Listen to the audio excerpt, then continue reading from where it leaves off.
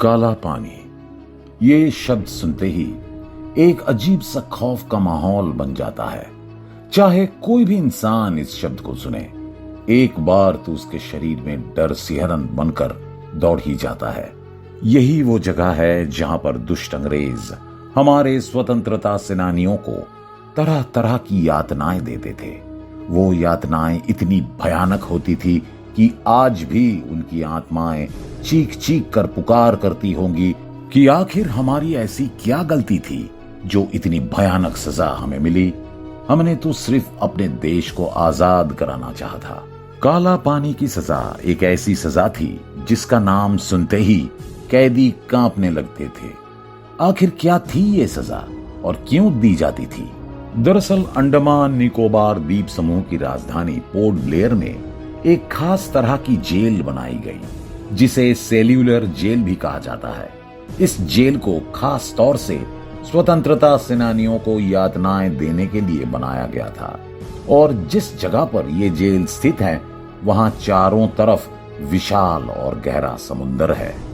इसीलिए इस जेल में भेजे जाने की सजा को काला पानी की सजा कहा जाता था। काला पानी शब्द काल से आता है, जिसका मतलब होता है मौत। इसका अर्थ हुआ कि काला पानी का मतलब है ऐसी जगह जहां पर मौत मिलती है। अब आप सोच कर देखिए, कितने दुष्ट रहे होंगे अंग्रेज और कितनी विकृत मानसिकता थी उनकी कि उन्होंने इंसान को यातनाएं और मौत देने के लिए ही एक जेल बना डाली। ऐसे लोग इंसान कहलाने के लायक तो बिल्कुल भी नहीं थे। आखिर इतनी भयावह जगह को बनाने के पीछे अंग्रेजों की क्या मानसिकता थी और किस तरह की यातनाएं देने के लिए उन्होंने इस जेल का निर्माण करवाया? सभी चीजों को जानने के लिए बने रहिए इस वीडियो में हमारे साथ। सेल्यूलर जेल अंडमान निकोबार के पोर्ट ब्लेयर में स्थित है, जो भारत का एक केंद्र शासित प्रदेश है।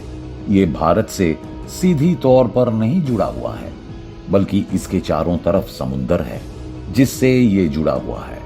ये भारत के द्वीप समूह का एक हिस्सा है। ये समुद्र इतना गहरा है कि अगर कोई कैदी भागने की कोशिश भी करेगा तो उसकी मौत होनी पक्की है। इसी वजह से इस जेल की सजा को काला पानी की सजा कहा जाता है। स्वतंत्रता संग्राम के समय जब अंग्रेजों के खिलाफ विद्रोह तेज हुआ तो बहुत से स्वतंत्रता सेनानी खुलकर उनके सामने आए। अंग्रेजों के दिल में एक खौफ बैठ गया कि अगर सारा भारत उनके खिलाफ खड़ा हुआ तो उनकी सत्ता मुश्किल में पड़ जाएगी। इस खौफ के वजह से ही उन्होंने इस जेल का निर्माण किया, जिसे स्पेशली स्वतंत्रता सेनानियों को यातनाएं देने के लिए, उन्हें तड़पाने के लिए और मौत देने के लिए इस्तेमाल किया जाता था। सन 1857 ईस्वी में जब पहली बार अंग्रेजों के खिलाफ क्रांति हुई तो वो बहुत ज्यादा डर गए और तभी उन्होंने इस जेल को बनाने के बारे में सोचा। सन 1896 में इस जेल का निर्माण कार्य शुरू किया गया। हैरानी की बात थी कि वहां का पूरा इलाका घने जंगल और समुद्र से घिरा था। उस जंगल में बहुत ही ज्यादा खतरनाक कीड़े मकोड़े और जानवर थे। यहाँ तक कि मच्छर भी बहुत जहरीले थे, जिनकी वजह से वहां काम करने वाले कितने ही लोगों की मौत हो गई। लेकिन दुष्ट अंग्रेज नहीं रुके। उन्हें अपने मंसूबों को अंजाम जो देना था। आखिरकार सन 1906 में ये जेल बनकर तैयार हुई। इस जेल के केंद्र में एक टावर लगाया गया, जिसमें एक बहुत बड़ा घंटा था। उस घंटे को इमरजेंसी की सिचुएशन में बजाने के लिए लगाया गया था, जो एक खतरे का संकेत था। इस जेल में अधिकारियों के रहने का परिसर अलग से बनाया गया। कैदियों की कोठरियां बनाने के लिए 7 शाखाएं निर्मित की गई। यहाँ पर 3 मंजिला इमारत बनाई गई, जिसमें लगभग 696 कोठरियों का निर्माण किया गया। इस जेल के निर्माण के लिए बर्मा से उत्तम क्वालिटी की लाल ईंट मंगवाई गई। इस पूरी जेल को बनाने के लिए लगभग 5 लाख रुपए का खर्चा आया। 10 मार्च 1906 को इसका निर्माण कार्य पूरा हुआ, जिसमें लगभग 10 साल लग गए। यहाँ पर हर एक कैदी के लिए एक अलग कोठरी बनाई गई, जिससे कि वो एक साथ ना रह पाए। उन सबको ये डर था कि अगर कैदी एक साथ रहते हैं तो वो फिर से कोई योजना बना सकते हैं, क्योंकि ये सभी स्वतंत्रता सेनानी थे। जिन कोठरियों में इन्हें रखा जाता था वो बहुत ज्यादा छोटी थी, जिसकी लंबाई सिर्फ 4.3 मीटर और चौड़ाई 2.7 मीटर होती थी। 3 मीटर की ऊंचाई पर एक छोटी सी खिड़की बनाई गई थी। अगर आदमी अकेला हो तो वो कितना भी शक्तिशाली क्यों ना हो, वो दिमाग से कितना भी स्ट्रांग हो, आखिर एक दिन टूट ही जाता है, उसका मनोबल गिर जाता है। यही सोचा था अंग्रेज सरकार ने कि स्वतंत्रता सेनानियों को अलग अलग रखा जाएगा तो वो जल्द ही टूट जाएंगी। कई बार कैदियों ने यहां से भागने की भी कोशिश की, लेकिन समुद्र की लहरों की वजह से वो डूब गई। एक बार 200 कैदियों ने इस जेल से भागने की कोशिश की, लेकिन उन्हें पकड़ लिया गया। उनमें से 80 कैदियों को जेलर ने उसी वक्त फांसी पर लटकाने का हुक्म दे दिया। इन कैदियों से कोलू की बैल की तरह काम लिया जाता था। इन्हें नारियल और सरसों दी जाती थी, जिससे कि वो तेज तेज चलकर तेल निकाल सके। लेकिन जो कैदी ऐसा नहीं कर पाते, उन्हें अलग अलग तरीके से यातनाएं दी जाती। कोड़ों से मारा जाता, उनकी पिटाई की जाती। इन कैदियों को मोटी मोटी जंजीरों में बांधकर कई दिनों तक पौधों की रखवाली का काम भी दिया जाता था। अब आप सोच कर देखिए, जंजीरों में बंधे हुए चलना फिरना कितना मुश्किल हो जाता है। आखिर इन सब ने ये कैसे सहा होगा? अलग अलग तरीके टॉर्चर करने के अंग्रेजों ने खोजे थे। इन्हें नारियल से रस्सी बनाने का काम भी दिया जाता था। कुछ से कालीन भी बनवाए जाते थे। उनका प्रयास रहता था कि पूरे दिन भर इन स्वतंत्रता सेनानियों से ऐसे काम कराए जाए कि इनकी दशा और खराब हो जाए। मल त्याग के लिए कोई भी व्यवस्था नहीं की गई थी। इन सबको सिर्फ 2 कटोरे दिए जाते थे। एक कटोरा खाना खाने के लिए और दूसरा कटोरा मल इकट्ठा करने के लिए दिया जाता था, जिसे धोने की भी कोई व्यवस्था नहीं थी। जब कभी भी कोई कैदी अपनी कोठरी से बाहर निकलता, वो उसे तभी धो पाता था।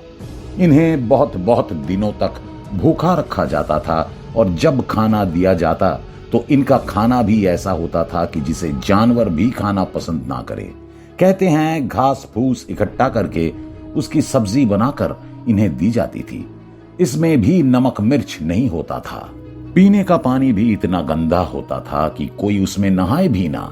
उस पानी में गंदगी और कीड़े मकोड़े साफ दिखते थे, लेकिन हमारी कैदी मजबूरी में उसे ही पीते थे। इस वजह से कई कैदियों की मौत भी हो जाती थी। इन सभी यातनाओं से तंग आकर जाने कितने ही कैदियों ने आत्महत्या तक कर ली थी। अब जरा सोच कर देखिए, कैसे खाते होंगे वो उसे खाने को, और कैसे पीते होंगे वो पानी। अगर कोई किसी चीज का विरोध करता तो उसे इतनी खतरनाक सजा दी जाती कि इंसान की रूह भी कांप उठे। ऐसा कहा जाता है कि अंग्रेज सिर्फ हिंदुस्तानी कैदियों को ही यहाँ पर नहीं रखते थे, वो दूसरी जगह से भी कैदियों को यातनाएं देने के लिए इस जेल में लेकर आते थे।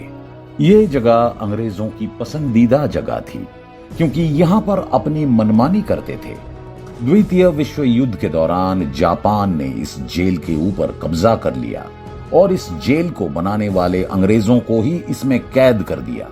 जापानियों ने इस जेल के 2 हिस्सों को नष्ट कर दिया, लेकिन सन 1945 में अंग्रेजों ने फिर से इसे अपने अधिकार क्षेत्र में ले लिया और इसका पुनर्निर्माण करवाया। भारत माता के ऐसे वीर सपूत जिन्होंने आजादी की लड़ाई लड़ने के लिए काला पानी के जैसी भयानक सजा भुगती, उनमें वीर सावरकर, बाबू सावरकर, मुंशी प्रेमचंद, बटुकेश्वर दत्त, S.C. चैटर्जी, मोहन सिंह, मौलाना अहमदुल्ला, मौलाना फजल खैराबादी, सादिक शुक्ला, मौलवी अब्दुल रहीम सादिकपुर, योगेंद्र शुक्ला, डॉक्टर दीवान सिंह, गोपाल भाई, बब्बन राव जोशी और दूसरे भी बहुत सारे स्वतंत्रता सेनानी शामिल है, जो क्रांतिकारी इस भयानक जेल में शहीद हुए। उनके नाम अभी भी वहां की दीवारों पर मौजूद है। आजादी के बाद इस जेल को एक स्मारक के रूप में बदल दिया गया और यहाँ एक संग्रहालय बनाया गया, जहां हम ऐसे वीरों को याद कर सकते हैं जिन्होंने अपनी जान इस देश की आजादी के लिए कुर्बान कर दी। काला पानी हम सबको ये सीख देती है कि जिन वीरों ने अपनी जान हम सब की आजादी के लिए हंसते हंसते दे दी, हमें उस आजादी का पूरा सम्मान और उसकी रक्षा करनी चाहिए। हम हिंदुस्तानी कोई ऐसा काम ना करें कि उन वीरों की आत्मा ये देखकर दुखी हो कि आजादी के बाद का भारत कैसा है। हमें चाहिए कि हम उस भारत को वैसा ही बनाएं जैसा उन्होंने सपना देखा था।